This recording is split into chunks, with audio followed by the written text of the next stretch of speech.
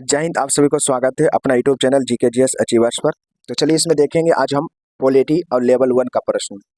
इसमें सारा प्रीवियस भी है और आपको इसमें हर टाइप का प्रश्न मिल जाएगा। ठीक है, ये पार्ट 1 होगा। आपको इसी तरह से वीडियो मिलता रहेगा क्योंकि अभी ग्रुप डिस्कशन जो है कुछ प्रॉब्लम के कारण कुछ कुछ ऐसा प्रॉब्लम हो गया है जो कि अभी ग्रुप डिस्कशन नहीं हो पाएगा। तो देखिए शुरू करते हैं। पहला प्रश्न क्या है?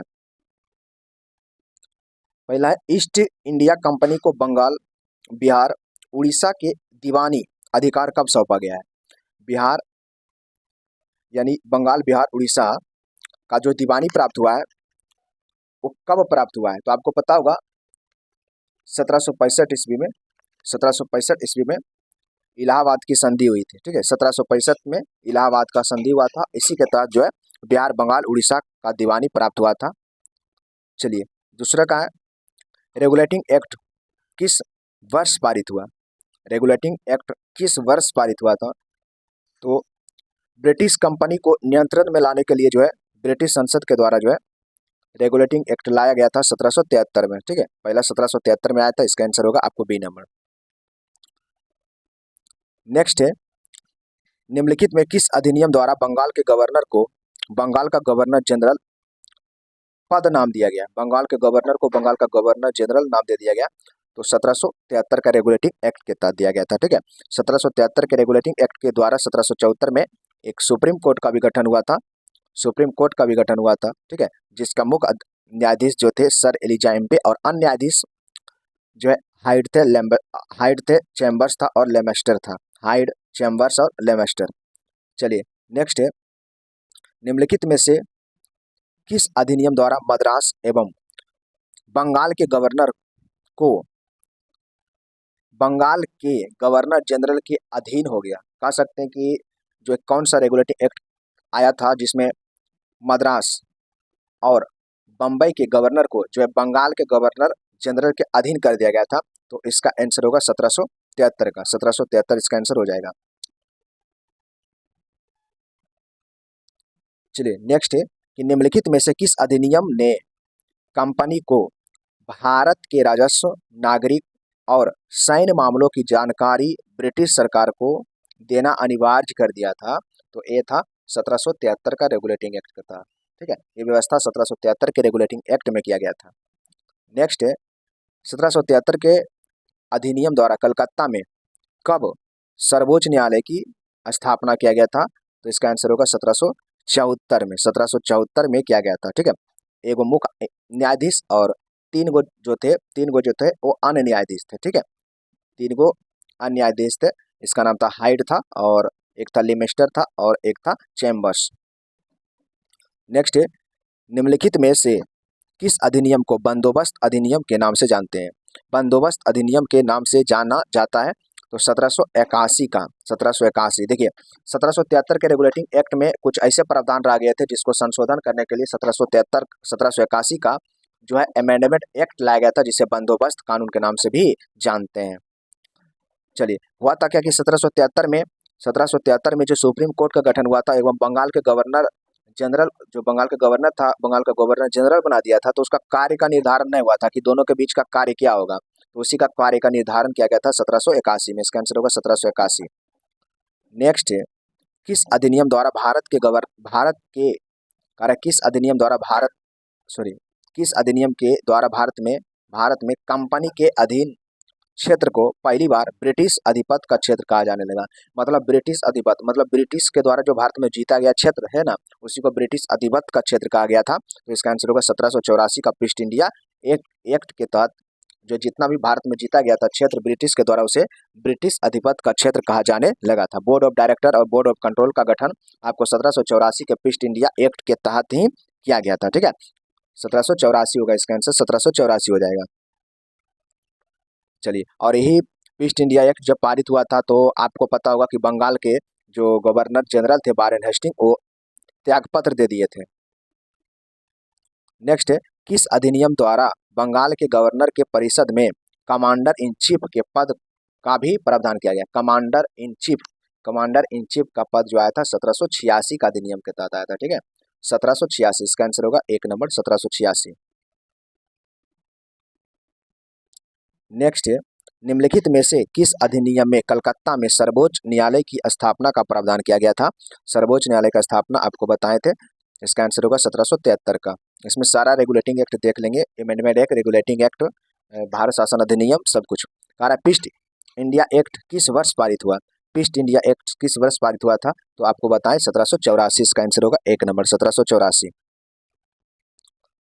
नेक्स्ट, किस अधिनियम के द्वारा ब्रिटिश संसद ने चाय और चीन के साथ व्यापार को छूट व्यापार को छोड़कर ईस्ट इंडिया कंपनी के भारत के साथ व्यापारिक एकाधिकार को समाप्त कर दिया? देखिए, व्यापारिक एकाधिकार मतलब कंपनी, जो ब्रिटिश कंपनी व्यापार करता था, वो सिर्फ ये अधिकार दिया गया था कि सिर्फ ब्रिटिश कंपनी ही व्यापार करेगा, लेकिन ऐसा प्रावधान हटा दिया गया था। एकाधिकार मतलब एगो का अधिकार, तो वो अधिकार को हटा दिया गया था, समाप्त कर दिया गया था कि सिर्फ ब्रिटिश कंपनी ही नहीं, अन्य कंपनियां जो है वहां पर व्यापार कर सकता है। तो कौन सा इसका आंसर होगा? तो होगा, इसका आंसर होगा 1813 का चार्टर अधिनियम होगा। ठीक है, कह रहा ब्रिटिश संसद के 13 नंबर है, ब्रिटिश संसद के किस अधिनियम ने भारत में व्यापार पर ईस्ट इंडिया कंपनी के एकाधिकार को समाप्त किया गया? समाप्त किया गया, देखिए वही प्रश्न है, इसका आंसर होगा 1700 का, अच्छा ये है, हाँ, तो इसका आंसर होगा 1813 का चार्टर एक्ट, 1813 का चार्टर एक्ट। ठीक है, 1813 का चार्टर एक्ट में बुक में इसका आंसर गलत दिया हुआ है, इसलिए उसमें 1773 दे दिया है। ठीक है, इसका आंसर होगा आपको 1813 होगा। ठीक है, बिल्कुल। नेक्स्ट, ब्रिटिश मिशनरियों को भारत में बसने की अनुमति प्रदान की गई थी। बसने की, या फिर ब्रिटिश मिशनरियों के द्वारा बसने, या फिर बोल सकते हैं कि ईसाई धर्म का प्रचार प्रसार करने का अधिकार दिया गया था। दोनों बात एक होगा, इसका आंसर होगा आपको डी नंबर।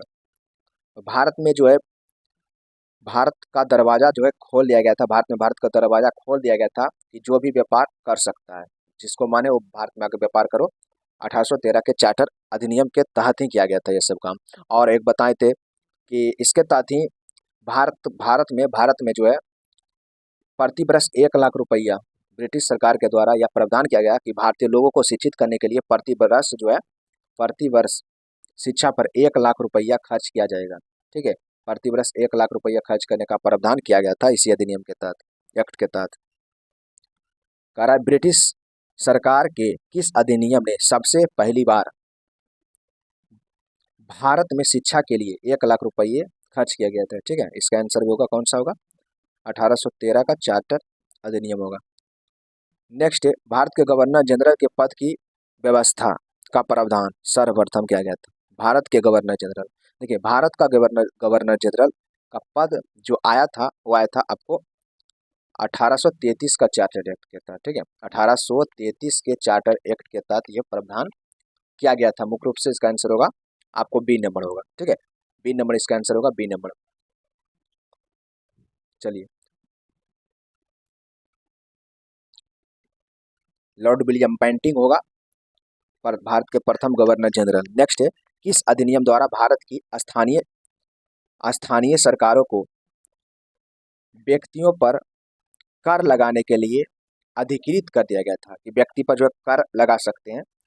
कौन सा अधिनियम होगा? 17 का आंसर होगा आपको बी नंबर, 1813। किस अधिनियम द्वारा भारत की स्थानीय सरकार को व्यक्तियों पर कर लगाने के लिए अधिकृत कर दिया गया था? व्यक्ति पर कर लगाने के लिए अधिकृत कर दिया गया था, व्यक्ति पर कर लगाने के लिए अधिकृत कर दिया गया था। हाँ ठीक है, इसका आंसर होगा आपको 1813 का। नेक्स्ट है, निम्नलिखित में से किस अधिनियम द्वारा भारतीय केंद्रीय विधान परिषद में स्थानीय प्रतिनिधित्व प्रारंभ हुआ? निम्नलिखित में किस अधिनियम द्वारा भारतीय केंद्रीय विधान परिषद में स्थानीय प्रतिनिधित्व प्रारंभ किया गया था? कब से? तो 1853 के अधिनियम से, 1853 के अधिनियम से। ठीक है, 1853 के अधिनियम से हुआ था। और इसी में सिविल सेवकों की नियुक्ति हेतु प्रतियोगिता परीक्षा आयोजन करने की बात भी बोला गया था 1853 में। नेक्स्ट है, निम्नलिखित या निम्न में से निम्न में किस कानून द्वारा ईस्ट इंडिया कंपनी की सत्ता ब्रिटिश साम्राज्य को हस्तांतरित कर दिया गया था? ब्रिटिश साम्राज्य को हस्तांतरित कर दिया गया था। तो भारत सरकार अधिनियम 1858, भारत सरकार अधिनियम 1858 हो जाएगा इसका आंसर 1 नंबर। निम्नलिखित में से किसके द्वारा भारत के लिए सेक्रेटरी ऑफ स्टेट का पद का सृजन हुआ? इसका भी आंसर होगा भारत सरकार अधिनियम 1858 में। वह कौन सा अधिनियम था जिसने भारत में सत्ता ब्रिटिश ईस्ट इंडिया कंपनी से ब्रिटिश क्राउन के हाथों में चला गया? तो इसका भी आंसर होगा आपको 1858 के तहत ये प्रावधान किया गया था। नेक्स्ट, किस अधिनियम द्वारा कानून बनाने की प्रक्रिया में भारतीय प्रतिनिधियों को शामिल करने की शुरुआत किया गया? किस अधिनियम द्वारा कानून बनाने की प्रक्रिया में भारतीय प्रतिनिधियों को शामिल करने के लिए शुरुआत किया गया? तो इसका आंसर होगा 1861 के तहत किया गया था, 1861 के तहत। ठीक है, इसका आंसर होगा 1861 हो जाएगा, 1861।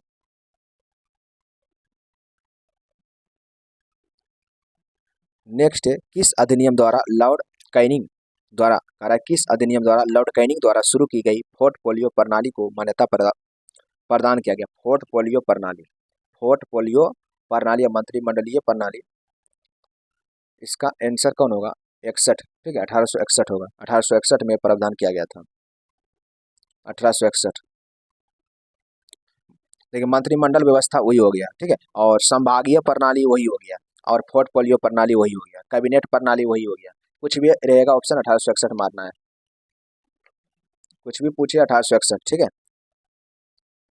नेक्स्ट है 1861।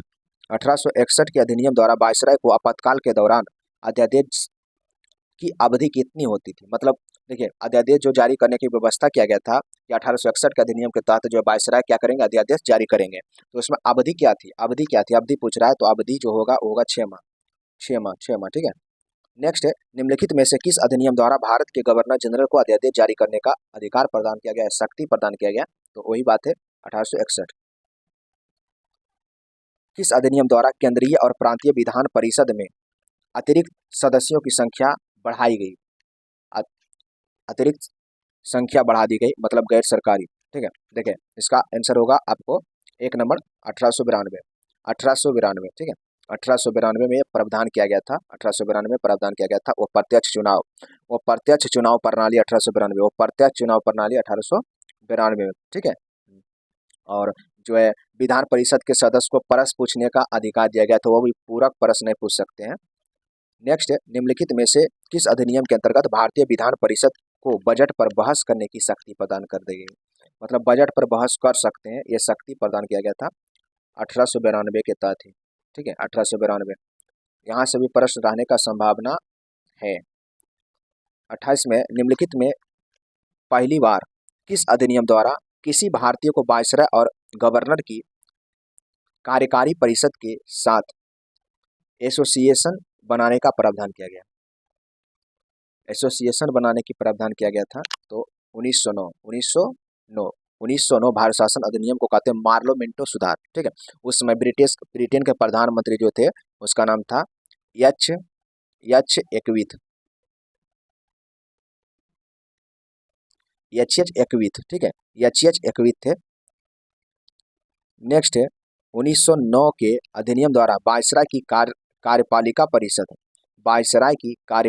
परिषद में प्रथम भारतीय सदस्य के तौर पर किसे चुना गया? देखिए, इसका हम ग्रुप डिस्कशन में बताए थे, जो है किसे चुना गया था, तो इसका आंसर होगा सत्येंद्र प्रसाद सिन्हा को चुना गया था। नेक्स्ट है, ब्रिटिश भारत में सांप्रदायिक प्रतिनिधित्व की व्यवस्था निम्नलिखित में से किस अधिनियम द्वारा की गई थी? सांप्रदायिक प्रतिनिधित्व। ठीक है, सांप्रदायिक के बात कर रहा है, तो इसका आंसर होगा आपको मार्लोमेंटो सुधार 1909। नेक्स्ट है, 1909 का अधिनियम संबंधित था तो पृथक मताधिकार क्षेत्र के लागू करने से। देखिए, मुसलमानों को सबसे पहले मिला अलग से पृथक निर्वाचन क्षेत्र, फिर 1919 में जो है आपको सिख, ईसाई और आंग्ल भारतीय समुदाय को भी शामिल कर लिया गया था। नेक्स्ट है भारत में सांप्रदायिक चुनाव प्रणाली सबसे पहले, सांप्रदायिक चुनाव प्रणाली सबसे पहले का बात कर रहा है तो सबसे पहले आपको मार्लो मिंटो रिफॉर्म्स या मार्लो मिंटो सुधार 1909। भारत में पहली बार सांप्रदायिक प्रतिनिधित्व की शुरुआत किसके द्वारा की गई थी? किसके द्वारा की गई थी? मार्लो मिंटो सुधार 1909। भारत में पहली बार सांप्रदायिक निर्वाचन प्रणाली का प्रारंभ किया गया? आपको 1909 इसका आंसर होगा। नेक्स्ट है मुसलमानों के लिए अतिरिक्त निर्वाचन मंडल प्रारंभ किसके द्वारा किया गया? देखिए सब वही है, सब प्रश्न वही है, सिर्फ पूछने का जरिया अलग है। 1909 के इंडियन काउंसिल एक्ट में किस बात की व्यवस्था की गई थी? 1909 के इंडियन काउंसिल एक्ट भारतीय शासन अधिनियम में जो है क्या गया था? तो सांप्रदायिक प्रतिनिधित्व।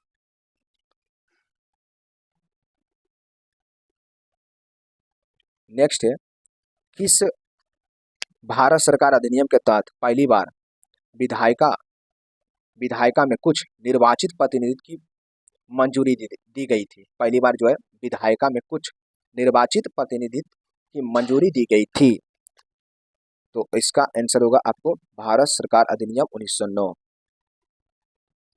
एसएससी में पूछा गया है किस अधिनियम ने प्रांतों में द्वैध शासन प्रणाली की व्यवस्था की? प्रांतों में द्वैध शासन पूछ रहा है तो प्रांतों में आपको पता होगा 1909 सॉरी 1919, केंद्र में 1935, ठीक है 1935 केंद्र आता तो 1935 होता, लेकिन प्रांत है तो 1919।